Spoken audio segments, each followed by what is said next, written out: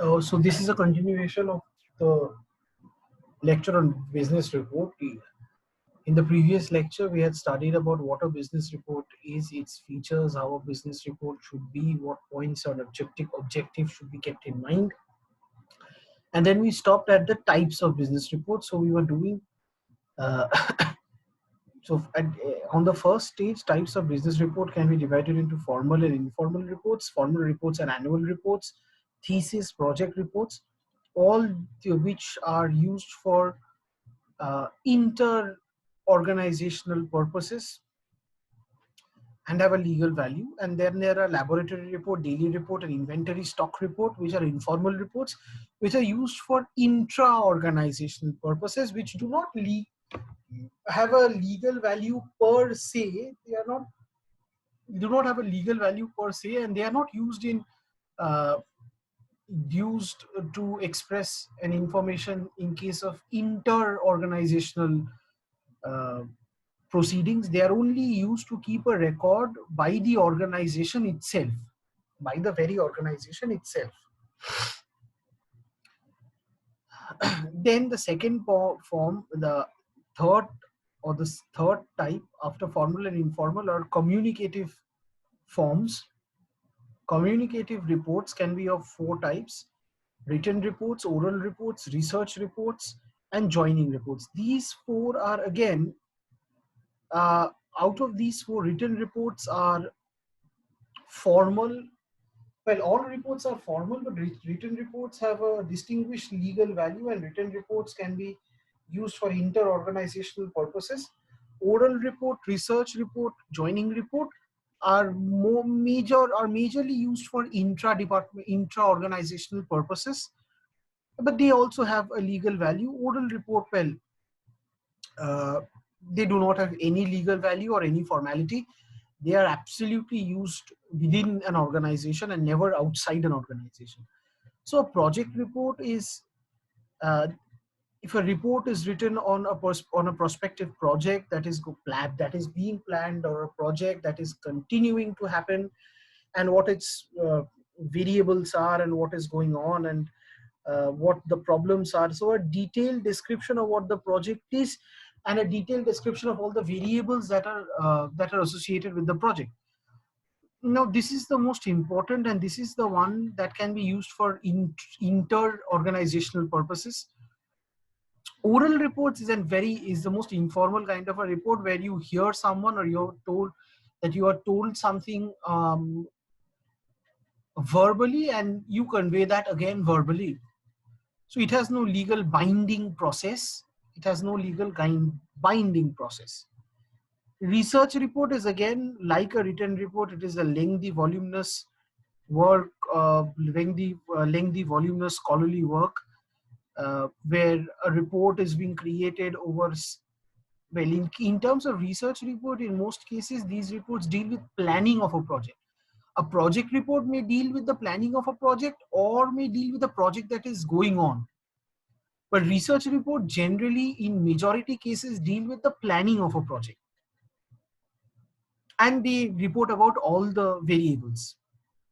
And then comes the joining report. This is initially a verbal message only. Now, joining report, there's no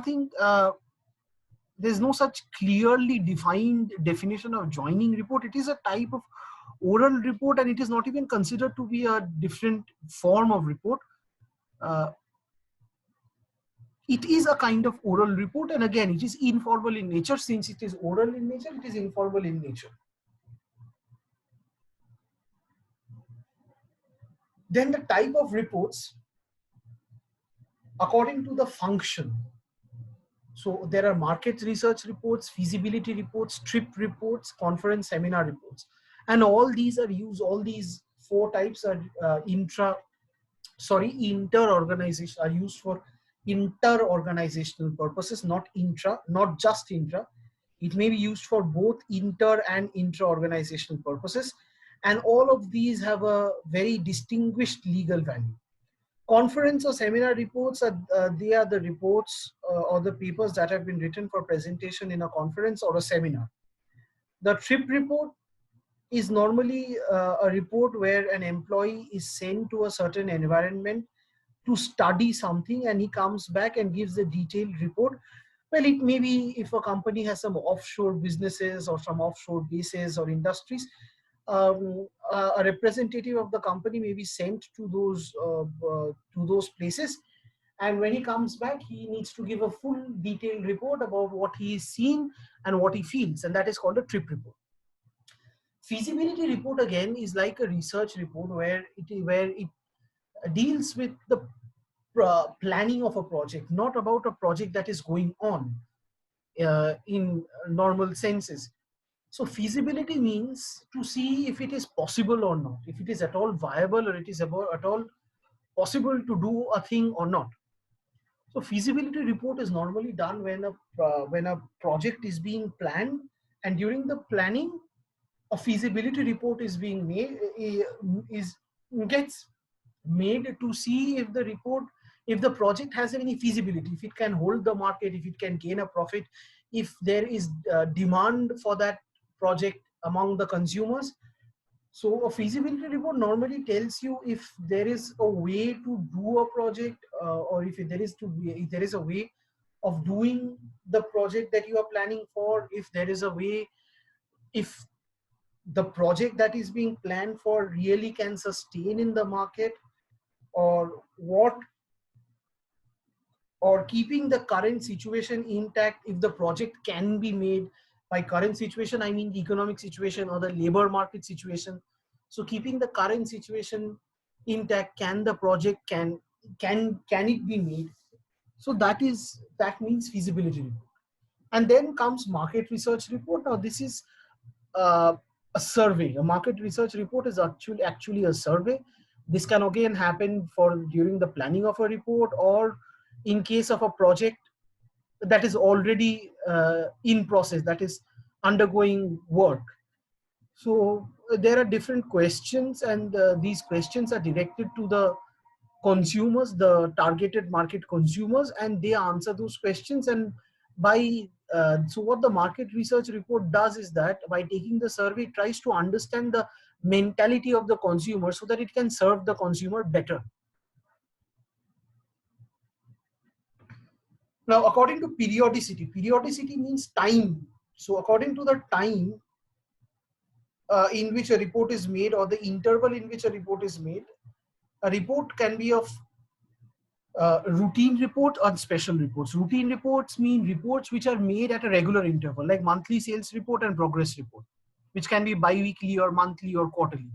So so monthly sales report means in every month a report is made about the sales. Progress report means bi-monthly progress report means, so in every 2 months a progress report is made showing what progress the project has uh, enjoyed or not. So it is a recurring process. Routine reports are a recurring process. It happens after every week or every month or every quarter or every year. Special reports are special reports which are only required because of that particular time frame or work. Inquiry or investigation reports, committee report. Now, inquiry or investigation report or committee report are only made when there is an inquiry going on, or when there is a committee has been created to study something or assess something or evaluate something. Now, there is no periodicity in there. There is no continuing process here. So the investigation, it's not that the investigation will happen after every 2 months or 3 months. The investigation will only happen as long as the problem persists, and once the problem gets over and dealt with, there will be no need for this investigation or the investigation report. Similarly, the committee report. Once the committee submits their report, there is no need for the committee to convene again and create another report. So special reports are not recurring reports. They only happen once. And once they are done with, there is no need to do them again. But in case of routine reports, you need to do the reports again and again and again.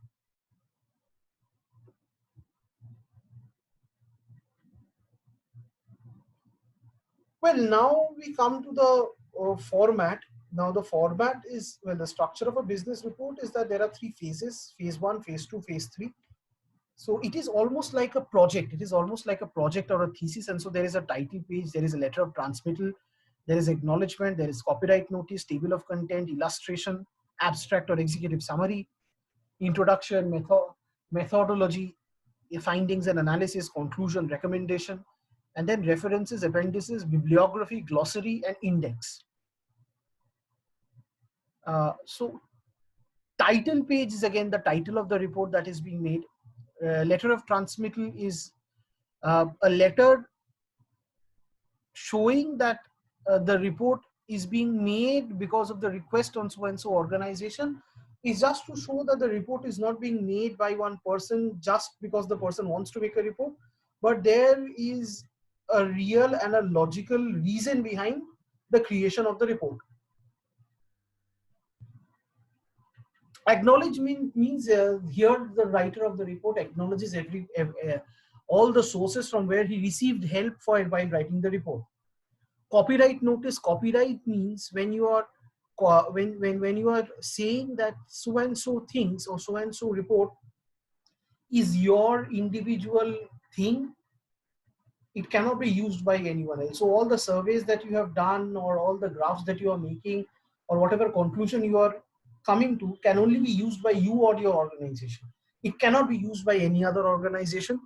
And if they do use anything from your report without your permission, you may sue them in a court of law.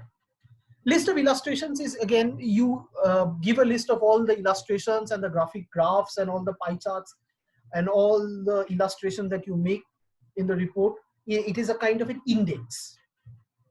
And then comes the abstract. So the abstract gives a short overview of what you are actually trying to do or establish by making the report. What do you actually want to do? What your purpose is. Then we come to phase 2. So introduction is you give an introduction as to what the problem is or why you are writing the report. And then you discuss the methodology. You discuss the methodology, which means the process in which you have undertaken to build this report. And then you show your findings, you analyze you show your findings, you analyze your findings, and then you come to a conclusion. What the analysis of the findings tell you, and then you recommend something depending on the conclusion, how the organization should treat the project or how the organization should, if the organization should shut the project up or increase the price or diversify its manufacturing process, so on and so forth. And phase 3 is references. References, appendices, bibliography, glossary, index. These give a list of all the academic references that you have made. So anything, so any interview that you have taken or any quotes that you have made or any graphs that you have copied from somewhere or any examples that you have given need to be documented. In the exact proper pattern. The person to whom you spoke, when did you speak, how long did you speak, what topics did you speak on, such things. The book from which you took the example, who wrote the book, when did it get published, so on and so forth. So phase 3 gives a documentation of all the references that you have made, that you have used in this book, and all the examples and the references that you have used in this book. So we will not go into the details of the structure today. I'm going to stop this lecture here, and we're going to continue from this in the next lecture.